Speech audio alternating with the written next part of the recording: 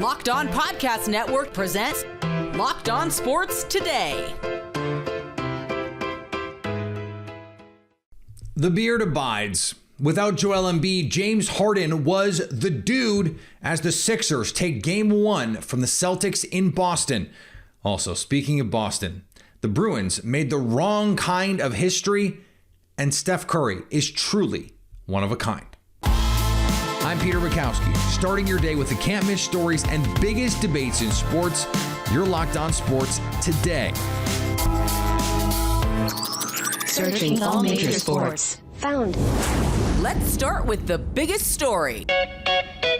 Game 1 against the Boston Celtics without Joel Embiid was supposed to mean the Philadelphia 76ers had no chance. But James Harden pulled a Han Solo and said, "Never tell me the odds." He was fantastic. 45 points in this one, including a monster 3 late in the fourth quarter. And the Sixers shocked the Celtics 119-115 to take a 1-0 series lead.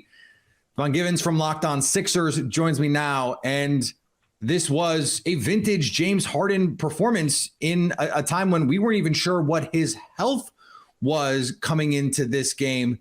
What was he able to exploit without Joel Embiid? Well, one of the things, Peter, that he talked about on Sunday before they left to travel to Boston was knowing that Embiid could be out, having been out all this time from the team, being around the team but not practicing, was that he needed to be more aggressive going into this next series, which he felt he wasn't aggressive enough in the first round matchup against the Brooklyn Nets. So that was something that I kept my eye on early on. And you saw it yourself as he started off that first quarter and dropped in 16 points in that opening frame to keep the Sixers at bay, and, within reach of trying to get this one. And again, make sure that they could steal this game. So that was something that you saw was an example of what he was doing throughout the entire game, starting from that first quarter where he set that tone of being aggressive. So he hunted the matchups that he wanted. And even when he didn't hesitate of doing the thing that we all know that he can do, which is taking that step back. But one of the things that I talked about also, Pete, on my pregame show here in Philadelphia was if he has the opportunity to hit his mid-range jumpers, take them. Everything doesn't need to be a 3. You need every possession to count and every shot to matter. And the field goal attempts in this game, even if the mid-range jumpers are there, I know it's not a popular thing in today's game, but for him, watching him all season, I thought they would be. And you saw how that was a big part of the opening quarter against the Celtics. Yeah, a few years ago, 45 points from James Harden on 4 free throw attempts would have seemed totally unthinkable, but he was able to do it by taking what Boston was giving him. And in this matchup, it seems like Boston should have an advantage with all of the wings that they can throw at Philadelphia, that Joel Embiid would be the guy that would create these problems. But DeAnthony Melton, he put in 17 in this game. Tyrese Maxey had 26. Tobias Harris, 18 of his own. So how were these other wings able to get their looks even when Boston doesn't have to worry about Joel Embiid? Well, let's start with the DeAnthony Melton part because you mentioned his 17 points. Pete, the 15 points came in the first half because he dropped in 5 3-pointers in the first half, a perfect 4 for 4 in the second, and he had one in the first quarter when he was inserted into the game. And he wasn't hesitating. He's a streaky shooter. He admits to that. And we saw the good of him. Now, in that closing game against the Nets, he had 15 points in the fourth quarter, which were all of his points in the game. So that carried over from that, even with the layoff. And he wasn't hesitating from beyond. They were collapsing and trying to collapse and get the ball out of James Harden's hand. He was doing that when he found his open teammates. He found them, and they were ready to shoot. And while he only had 5 assists, a big key was sharing the basketball. So they all benefited from it. And the one in terms of Maxey, the key for him is just getting him on the move, get him the ball, allowing him to attack in the half court and get to the basket using his speed and certainly in transition. And that's what we saw against the Boston Wings tonight. The Sixers were plus 10 in the turnover department, just 6 turnovers in this game, which is remarkable considering they're having to play essentially an all new style of basketball without Joel Embiid on the floor. How much of those 16 turnovers for Boston was what you saw as good Philly defense and just Boston not being, as Al Horford said after the game, as locked into this one as they should have been?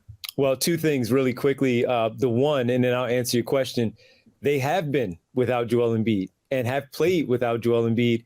And now tonight, after this is the 18th game, Pete. They have a 13-5 record without Joel Embiid. So it's not uncommon to play without him, and they know the style that they like to play. Normally, when they play this style, they have a number of assists, but they only had 17 on 45 makes. A lot of one-on-one because that's what it called for tonight. But they have been accustomed to playing without him in those games. And again, a 13-5 record now throughout the campaign. And then the other part to your question was just simply – again, just the belief that they had coming into this when they talked all week about the layoff and how it was tough for them, had to simulate some games, keeping in game shape. They didn't want to lose the rhythm that they had, closing out the 2 regular season wins with the 4-game sweep of the Brooklyn Nets. But they wanted to come in this one, and they had the belief that they can win, sharing the basketball, trusting one another, confidence as they talk about with each other. And then the one thing that Doc Rivers also alludes to that I want to stress here that he talks about is ready to win. Stay up to date all year on the Philadelphia 76ers by subscribing to Locked On Sports Today and Locked On Sixers on your favorite podcast app and on YouTube. Thanks for making Locked On Sports Today your first listen. Coming up, the Bruins may have set the record for the worst collapse in the history of sports. Before we discuss that, another friend of Aaron Rodgers will be joining him on the Jets this year. Make a fast break to FanDuel during the NBA playoffs because right now new customers can get a no-sweat first bet up to $1,000. That's up to $1,000 back in bonus bets if your first bet doesn't win. Just go to FanDuel.com/lockedon and sign up today to claim your no-sweat first bet. Then you can wager on everything from the money line to point spreads to which team will be winning the NBA title. Or you can get in on the first game between the Lakers and Warriors tonight. FanDuel like Steph's side over LeBron's as Golden State is laying 5. You can do all of this on an app that's safe, secure, and super easy to use. So don't miss your shot at a no-sweat first bet up to $1,000 when you join FanDuel today. Just go to FanDuel.com/lockedon to sign up. Make every moment more with FanDuel, an official sports betting partner of the NBA. The New York Jets just keep bringing in Aaron Rodgers' friends. They signed Billy Turner to come hang out with his former quarterback and his former offensive coordinator, Nathaniel Hackett, this season. After not drafting a tackle until day 3, the Jets had to do something to bolster what had been a weak position group last season. Turner was part of the unit that protected Rodgers from 2019 to 2021 when Hackett was the OC in Green Bay. He also started 7 games at right tackle for the Denver Broncos last season. His contract is for 1 year and reportedly could be worth slightly over $3 million. In the NBA, the Suns wanted to avoid leaving Denver down 0-2 to the Nuggets. Well, Phoenix Suns missed a golden opportunity on the road, but the series isn't over yet. Brendan Clean here with Locked On Suns, coming to you after a 97-87 loss by the Suns to the Denver Nuggets. Chris Paul going down is going to be the big story from this game. Third quarter, the Suns are up 8. It feels like everything is going right. Feels like the Suns are about to take a road playoff game, and they crumble after he leaves. And Cameron Payne, his backup, is a -16 in the box score. Chris Paul, when he was in there, the Suns won those minutes by 8, and that sort of tells the story of the game. Nikola Jokic is an absolute beast down the stretch. Devin Booker only has so much in the tank. Kevin Durant off again. Both of those guys start front rimming jumpers, clanking shots. Gets ugly. Jokic takes it home. That's a game. For more on these Suns, listen to Locked On Suns wherever you get your podcasts. In the Stanley Cup playoffs, the Devils won their first playoff series in 11 years. They eliminated the Rangers after an inspiring performance from rookie goalie Akira Schmid. He shut down the Rangers after saving 31 shots. The Devils advanced to take on the Carolina Hurricanes in the second round of the Eastern Conference playoffs. The last playoff series the Devils won before this, they beat the Rangers in 2012 to advance to the Stanley Cup final. And speaking of struggling in the tri-state, the New York Yankees are officially struggling. This is Stacey Goutsoulias of Locked On Yankees, and the Yankees dropped the first game to Cleveland 3-2. They were leading 2-0 heading into the top of the ninth. Domingo Germán pitching the game of his life. He had never pitched into the ninth inning in his professional career. His longest outing was 7 2/3 in the minors. He had only given up 1 hit heading into the ninth. He gave up his second hit in the ninth inning after getting an out, and Aaron Boone decided, let's bring in Clay Holmes. And what happened when he brought in Clay Holmes? Well, Clay Holmes blew the save and lost the game. The Yankees now find themselves in the AL East cellar at 15-15 because the Red Sox beat the Blue Jays. And out of every single AL East team in their last 10, the Yankees are the worst at 3-7 in their last 10. Can Garrett Cole stop this slide on Tuesday? Let's hope so. The Boston Bruins put together one of the most impressive regular seasons in modern hockey history. And then they lost in the first round. And they didn't just lose in the first round of the Stanley Cup playoffs. They blew a 3-1 lead, ultimately falling in Game 7 against the Florida Panthers. So what happened? Ian McLaren from Locked On Bruins joins me now. And Ian, there were a lot of factors. There always are in the postseason. It is never just one thing. But if you had to pick the driving force behind what we saw in pretty inglorious fashion, what is that one thing? I mean, I think the more that I've been thinking about it, it really seems as though the Bruins were more afraid to lose than they were able to assert their dominance that we saw in the regular season. And we saw that especially after a Game 5 loss in overtime to the Panthers, where goaltender Linus Ullmark made a pretty glaring turnover to give the puck away. Matthew Tkachuk scored for the Panthers. From that point on, it really seemed like, the Bruins just lacked that killer instinct, and the pressure just continued to mount on them, whereas the Panthers, they were playing with house money, nothing to lose. Nobody had picked them to win this series.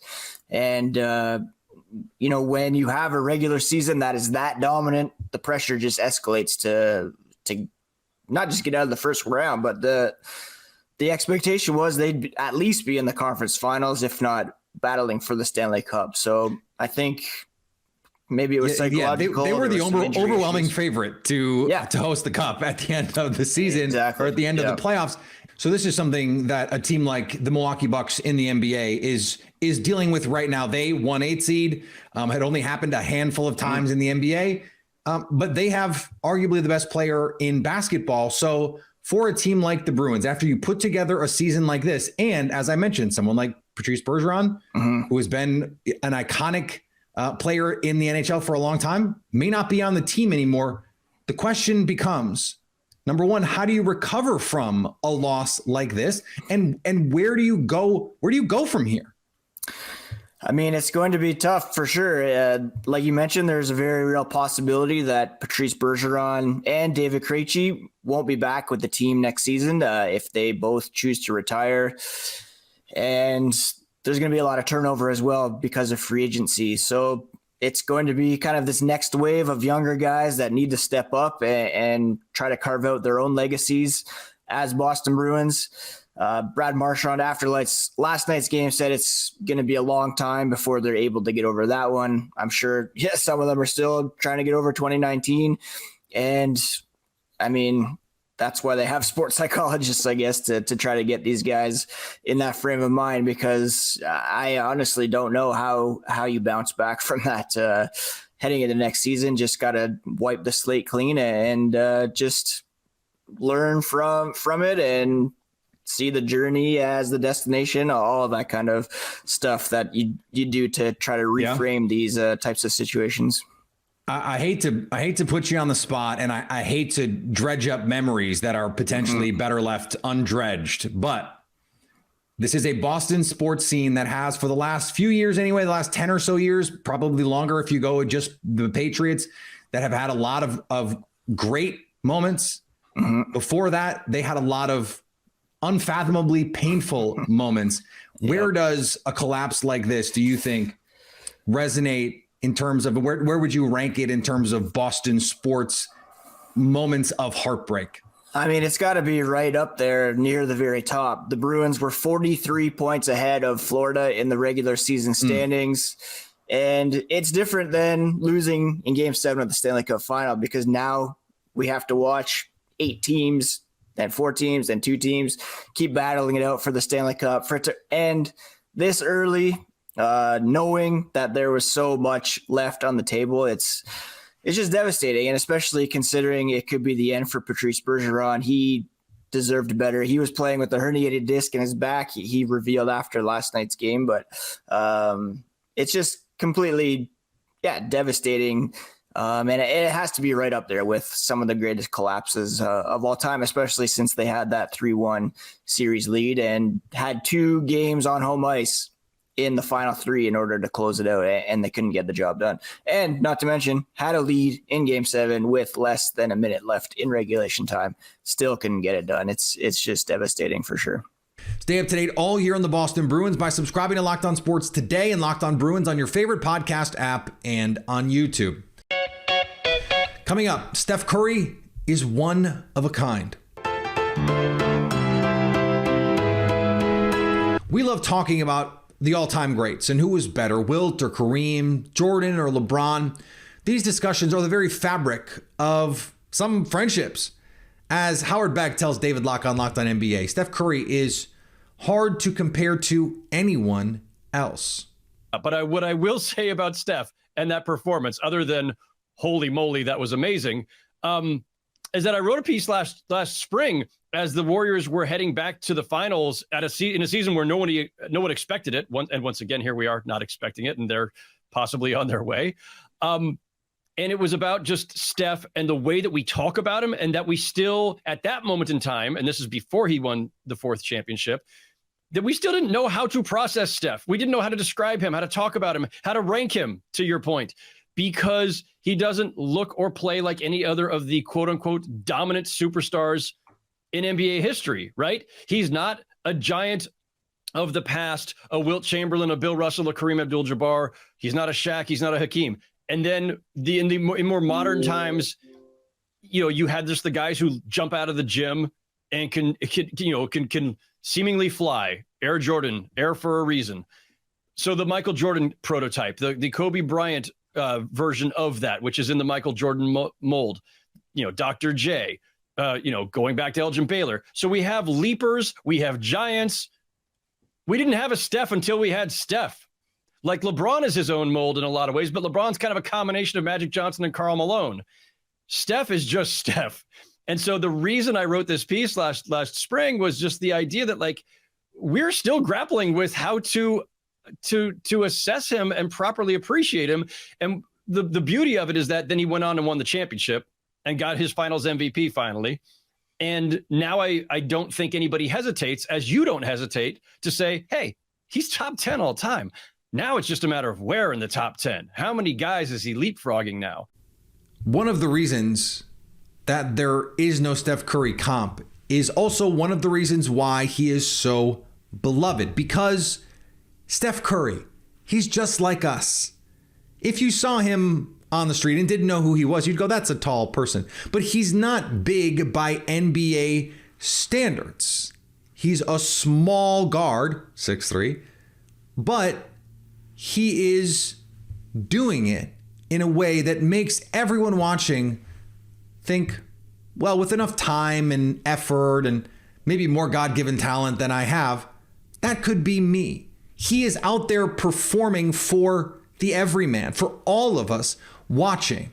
He is the perfect David to the Goliaths of the NBA. Watching him go toe-to-toe with LeBron is almost startling, because you're like, whoa, this isn't a fair fight. And yet Steph Curry has the chance to overwhelmingly control the playoff series against LeBron James, one of the most physically gifted human beings to ever walk planet Earth.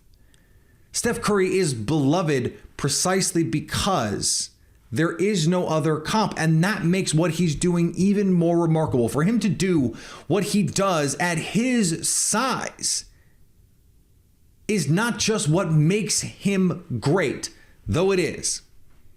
It is what makes him relatable. And that is why we love him. And finally, the Ottawa Senators are nearing history in the NHL. A group led by businessman Nico Sparks and Snoop Dogg have put together a bid to purchase the Senators. Sparks will be the first black owner in NHL history. Snoop Dogg announced he was joining the effort via his Instagram page on Monday, and The Athletic reported that the musician is one of more than a dozen investors, including several other people of color, in Sparks' consortium. The sale could eclipse the $1 billion mark, which would be the richest in NHL history. Thanks for making Locked On Sports today your first listen. Now go find your favorite team's Locked On podcast and make them your second listen. Coming up tomorrow, will LeBron or Steph get the early advantage? So at least until tomorrow, stay Locked On Sports today. Locked On Podcast Network presents Locked On Sports Today. For more episodes of Locked On Sports Today, go to our video on demand. Click on Sports at the top of your screen. There, you'll find past episodes of Locked On Sports Today, plus other Locked On shows on demand.